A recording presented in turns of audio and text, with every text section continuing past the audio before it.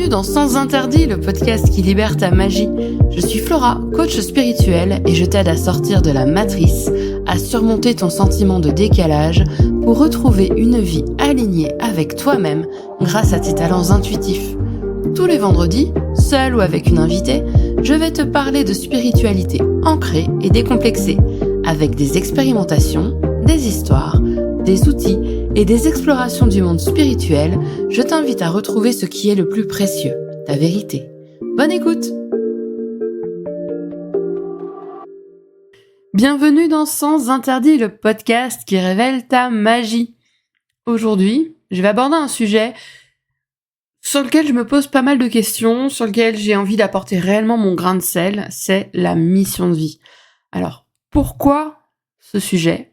C'est parce qu'en fait, il est présent chez la majorité des coachs, principalement en développement personnel, mais également les coachs business.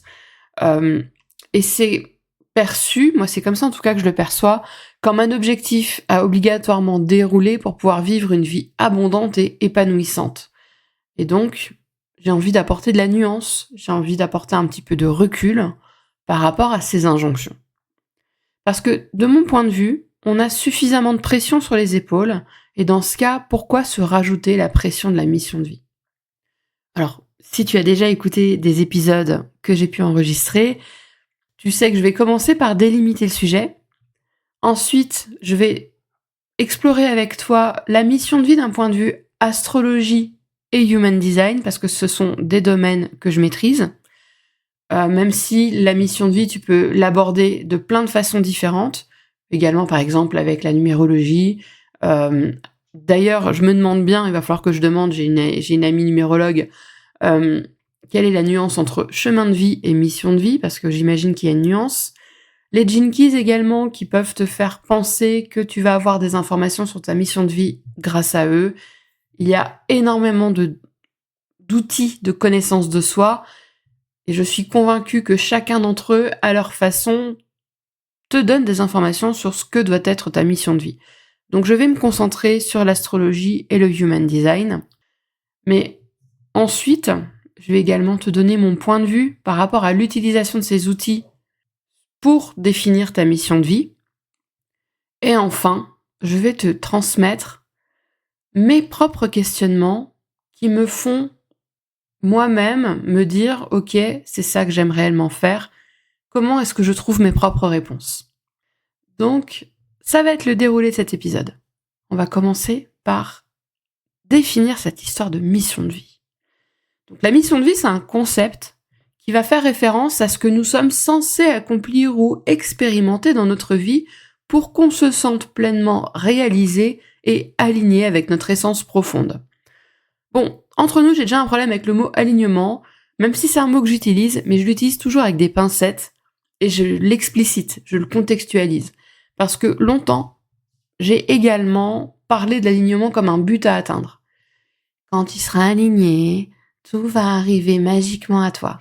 Alors ouais, le concept de la moule sur son rocher, j'ai testé, tu sais quoi, ça marche pas. Donc, l'alignement, mon point de vue là-dessus, c'est que ce n'est pas un but, c'est une danse. J'aimerais bien, il faudrait peut-être d'ailleurs que je pense à le faire, c'est de remplacer le terme alignement par le terme équilibre. Parce que, imagine, vois un bébé qui marche pour la première fois. C'est brinque-ballant. Tu te dis, ok, à quel moment est-ce qu'il va se casser la figure ? Ben, l'alignement, c'est ça. On est des bébés qui marchent, mais qui apprennent à marcher, avec une énorme couche. Donc on est des bébés qui marchent comme des personnes qui vont sécher sur un tonneau, quoi. Façon cow-boy. C'est ça l'alignement. On fait un pas en avant, on va faire un autre pas en avant, et peut-être qu'en continuant d'avancer, on va marcher dans du caca, et ben on va continuer. Et l'alignement, c'est ça. En fait, l'alignement, c'est un mot pour moi qui définit la vie. Voilà. Donc, l'alignement, c'est pas un but, c'est juste un mouvement. C'est une mise en action. Donc, tu vas faire des actions qui vont faire que, manque de bol, tu vas marcher dans un crottin de cheval, par exemple. Et puis après, tu vas en faire d'autres où ça va aller tout seul, le chemin va être tout doux, il va pas y avoir de cailloux dessus. C'est la vie. Mais dans la mission de vie, pour revenir à ça quand même, c'est un petit peu notre sujet, Il y a aussi l'idée que chaque personne a un rôle spécifique, a une contribution unique à apporter au monde, en accord avec ses talents, ses passions et ses valeurs. Et cette mission, elle peut être perçue comme une vocation ou un appel intérieur qui va guider nos choix et nos actions. Alors, autant perso, l'appel intérieur, c'est même pas tant que j'y crois, c'est que je le vis. En revanche, vous m'enlèverez pas de la tête que je trouve que dans le mot mission, en fait, j'allais dire à la fois mission et vocation, je trouve que dans ces termes-là, il y a de la pression. Mais bon, on va continuer de dérouler le podcast, et puis à la fin, je te donnerai mon point de vue. Donc, il y a des outils qui te permettent d'explorer ta mission de vie. En fait, tu as certains prestataires, je vais appeler ça des prestataires parce qu'ils vont mettre leur titre comme ils veulent sur ce qu'ils font. Mais tu as certains prestataires dans les domaines du développement personnel qui vont prétendre pouvoir te dire précisément quelle est ta mission de vie en fonction de ton thème astrologique ou ton thème en human design.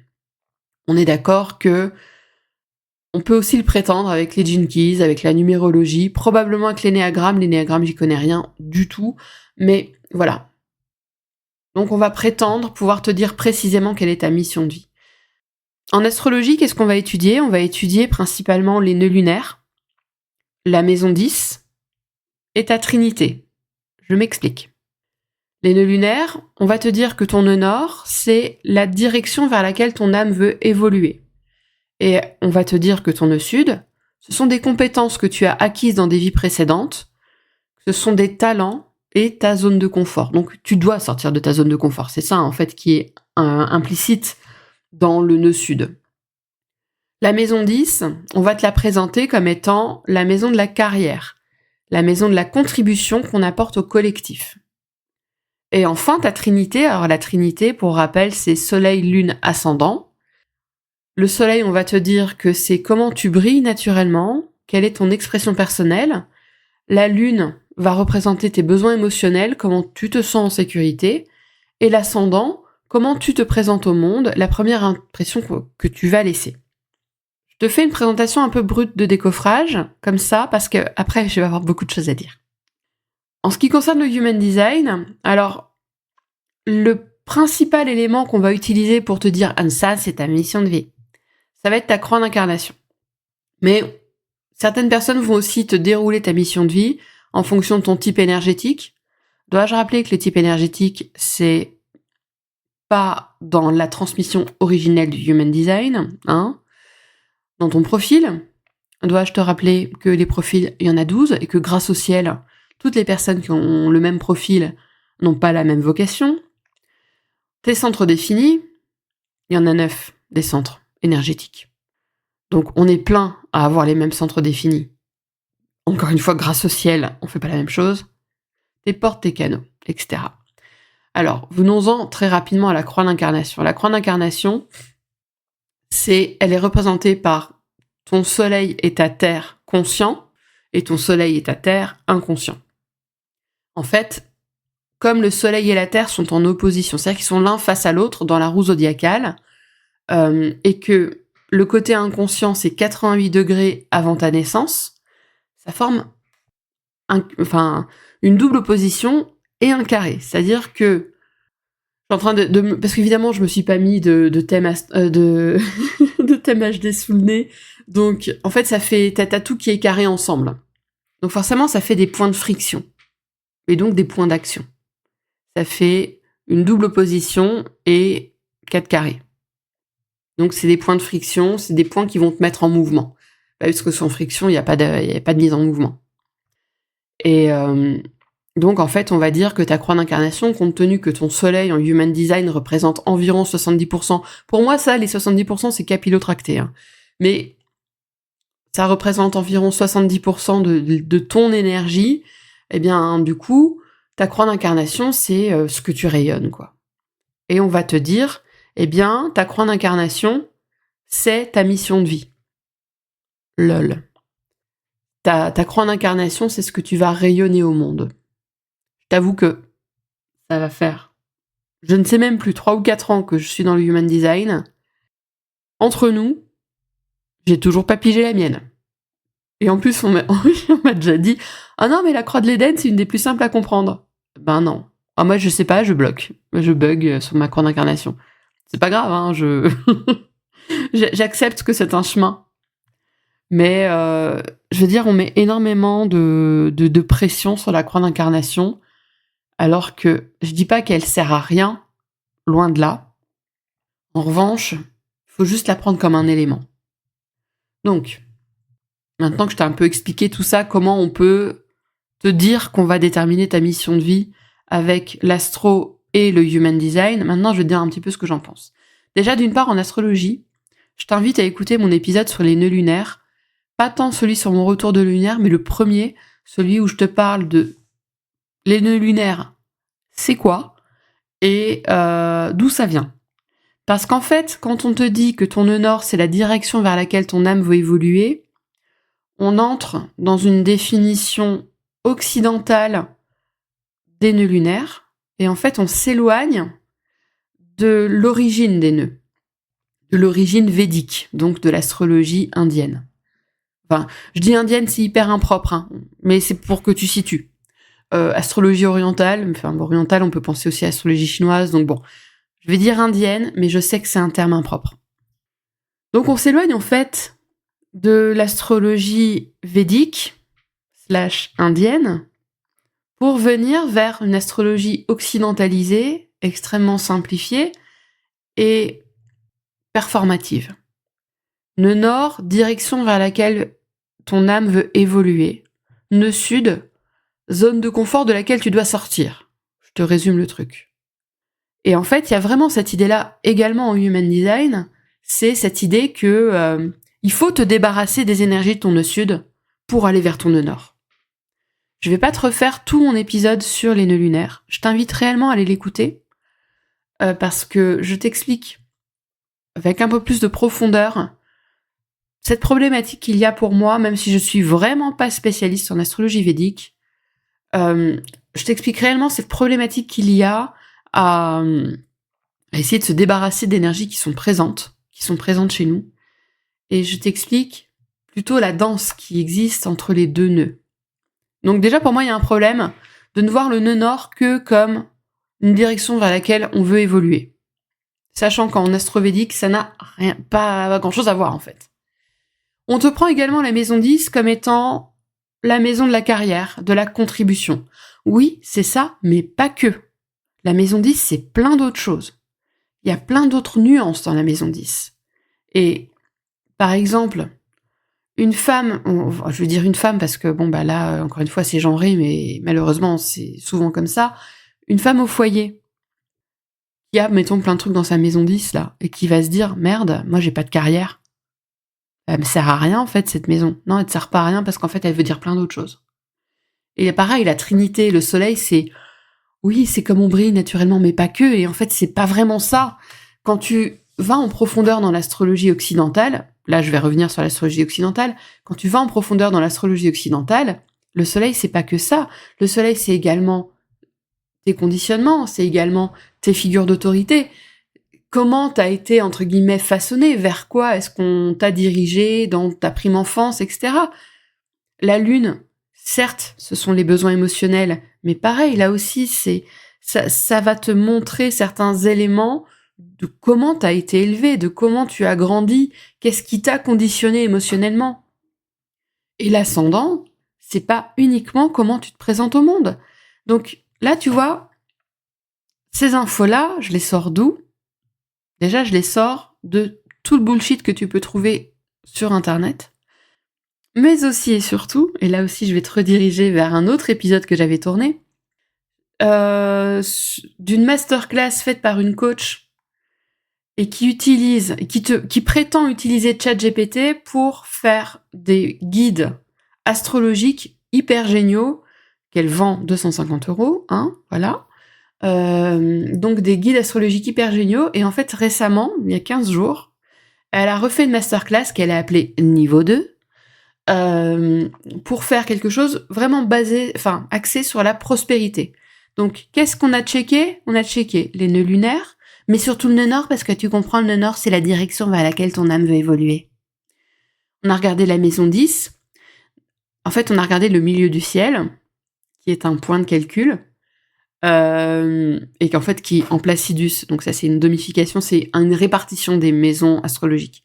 Le milieu du ciel en Placidus, c'est ce qui marque le début de ta maison 10. Donc, on a regardé le milieu du ciel. Elle a dit une quantité de conneries sur le milieu du ciel, dans quelle maison il se trouve, etc. Enfin, c'était incroyable.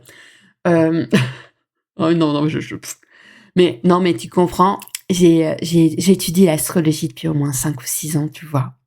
J'étudie tout ça depuis 5 ou 6 ans. C'est pas du tout ce qu'elle avait dit lors de la première masterclass, mais passons. Bref, je vais arrêter l'ironie. Son truc, c'est de la merde, hein. On va se dire les choses clairement. Son truc, c'est de la merde. Et le placement de Jupiter. Mais en fait, le problème de ce qu'elle fait, mais le problème également d'essayer de déterminer ta mission de vie par rapport à ton axe de nœud lunaire, ta maison 10 et ta trinité, c'est que tu prends des bouts. Tu vas prendre un peu de farine, tu vas prendre un peu de chocolat, tu vas prendre un peu de sucre, un peu de beurre. Et tu vas prétendre que c'est un gâteau. Non, c'est un peu de chocolat, un peu de farine, un peu de sucre et un peu de beurre. Pour faire un gâteau, c'est quoi ? Bon, déjà, il faut aussi des œufs, mais il faut faire du lien, en fait. Il faut faire du lien. Et j'ai envie de dire en plus, il faut apporter un peu d'amour. Alors, je vais pas te refaire le coup de « Non, mais tu vois, ChatGPT, il peut pas t'amener d'amour. » Non, je vais pas te faire ce coup-là, mais juste comprends que ce sont des arts de compréhension, ce sont des arts... Bon, l'astrologie est également un art divinatoire avec d'autres techniques, mais ce sont des arts de découverte de soi, et l'art, c'est pas juste prendre de la peinture, une toile et un pinceau et attendre. Il faut avoir l'inspiration, l'intention et ce petit truc magique là, tu sais, qui vient que de toi. Et là, ça va faire de l'art.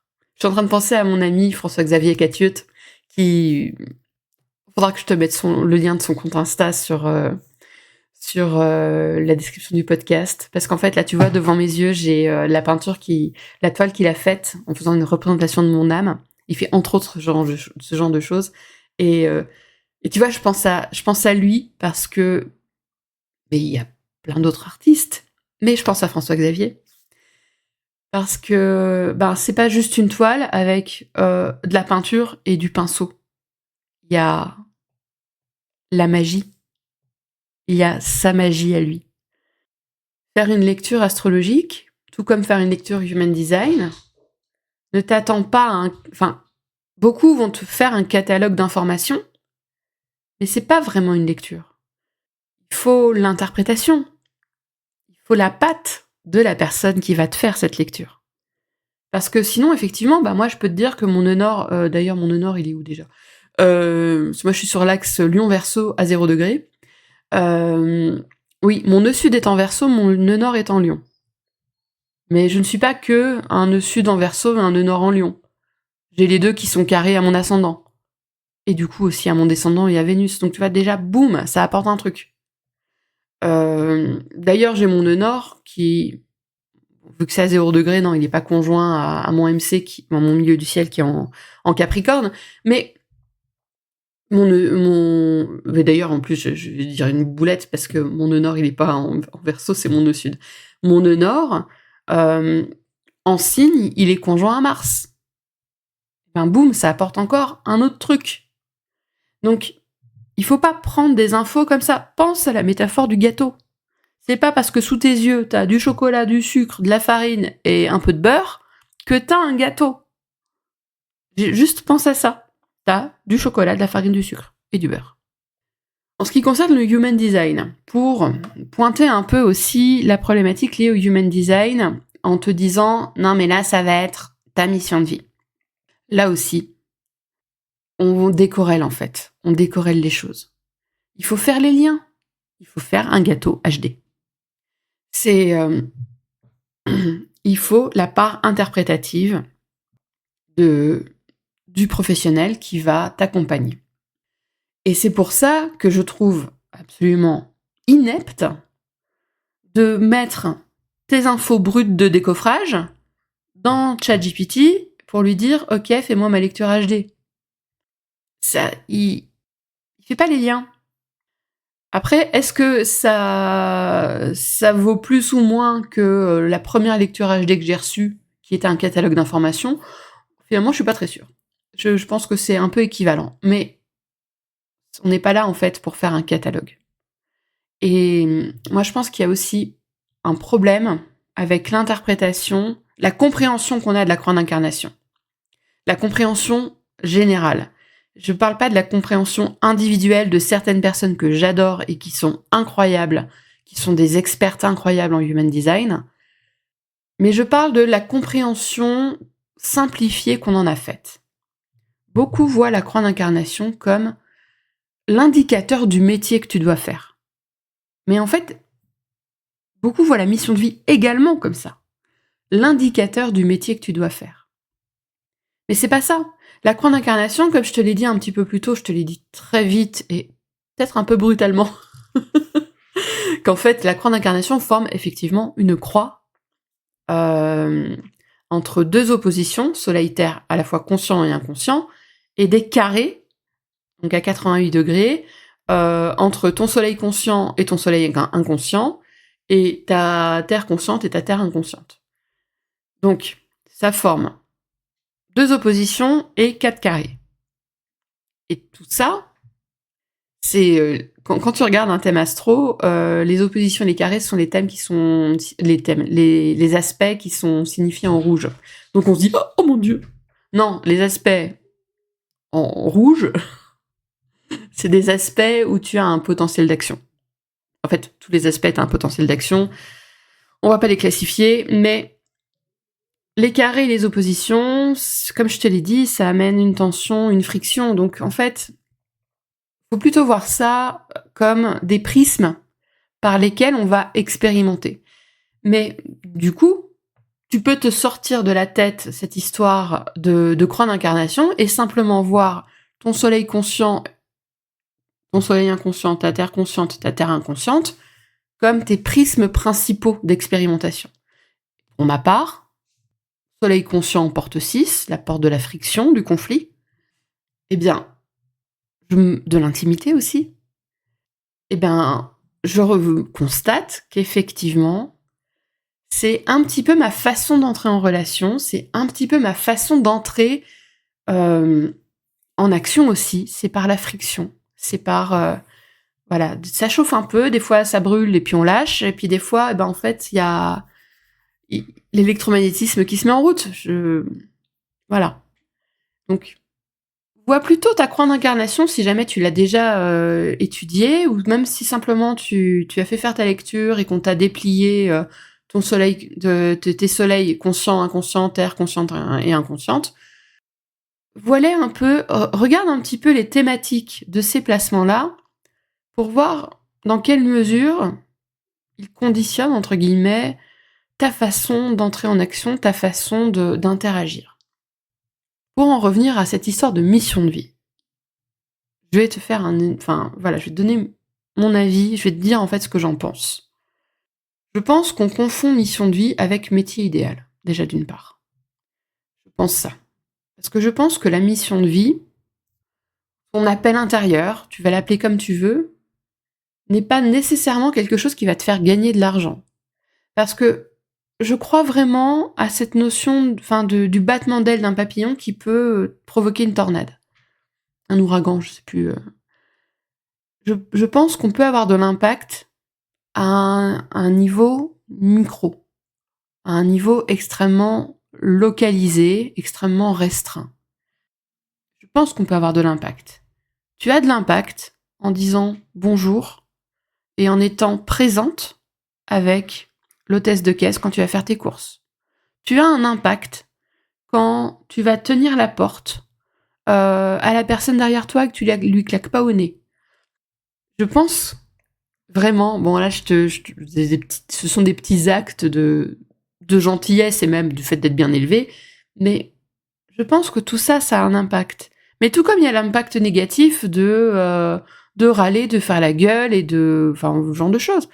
Mais je pense qu'en étant présent à soi, on peut avoir un impact positif qui a un ripple effect. Et pour refaire le lien avec la notion de mission de vie, je pense que la mission de vie n'est pas nécessairement un métier génial qui va te faire gagner des millions par an. Je pense que la mission de vie, c'est pas ça.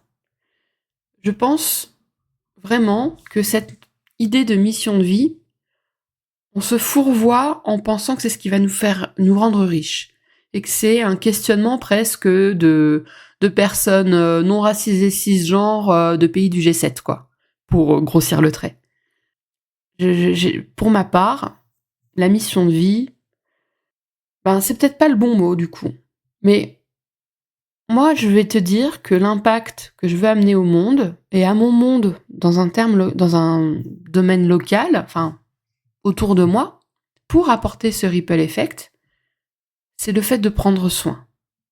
Je prends soin de ceux qui m'entourent, je prends soin de mon entourage, mais je prends soin également de mes voisins en leur accordant de l'attention, en leur accordant du temps. Je prends soin dès que je peux parce que je me sens câblée pour.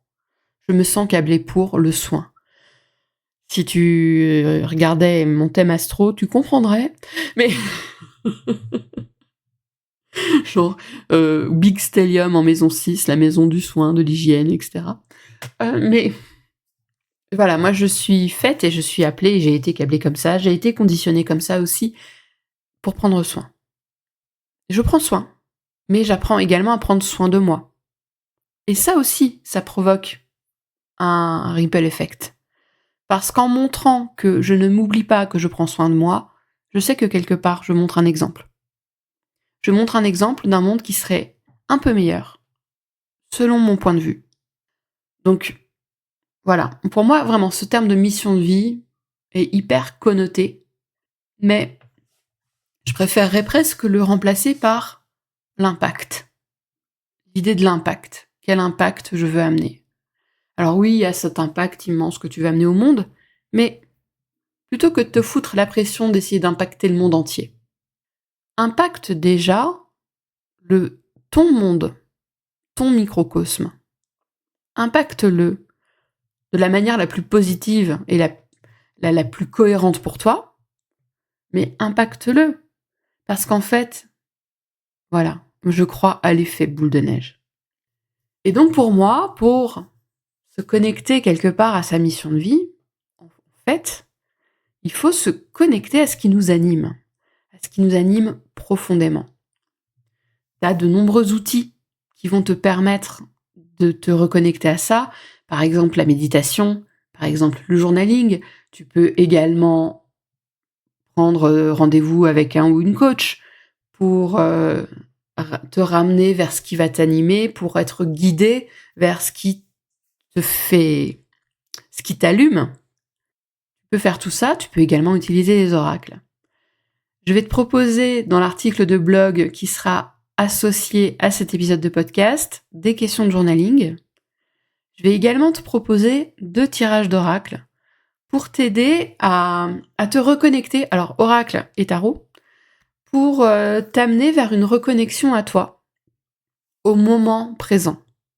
Parce que si tu les refais dans 2 mois, dans 1 an, les réponses auront peut-être changé. Mais tu sais quoi, c'est normal parce que toi aussi tu changes.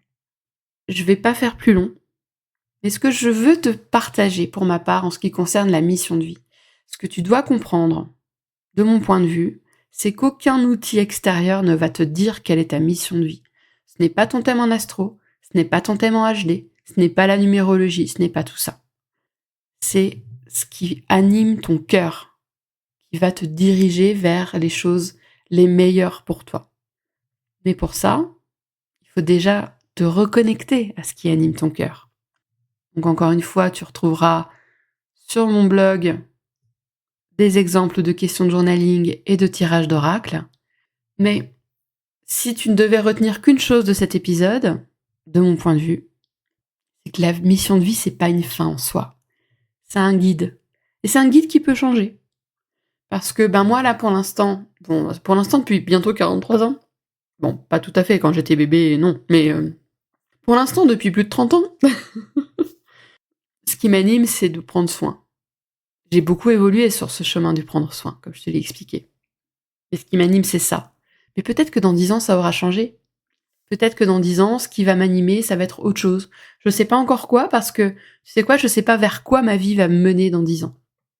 J'ai des envies, j'ai des projets, mais je ne sais pas exactement où je serai dans 10 ans. Donc, pour l'instant, ce qui m'anime, c'est le soin, et dans 10 ans, who knows? Moi, je t'invite à te rappeler que tu es unique. Voilà, tu es unique. Les outils de connaissance de soi et de reconnexion à soi sont des clés. Mais ils vont être des clés pour pouvoir mettre des mots sur ce que tu vis, des mots sur ce qui éventuellement peut te gêner aussi, des mots sur ce que tu as du mal à comprendre, mais à aucun moment ils ne vont te définir. C'est l'astrologie, le human design, pour en revenir à ça, ça va te donner une forme de carte de compréhension de toi, mais ça ne va pas te prédéfinir et te prédéterminer. Tu vas juste pouvoir plus consciemment agir, te comprendre. Mais ta mission de vie, elle est dans ton cœur. Je t'invite à partager cet épisode si tu penses qu'il va pouvoir aider une personne autour de toi. Et je serais hyper curieuse de connaître ton avis au sujet de la mission de vie. Tu peux me le partager en commentaire sur mes réseaux sociaux ou encore sur l'article de blog qui sera associé à cet épisode. Je te remercie pour ton écoute et on se retrouve la semaine prochaine.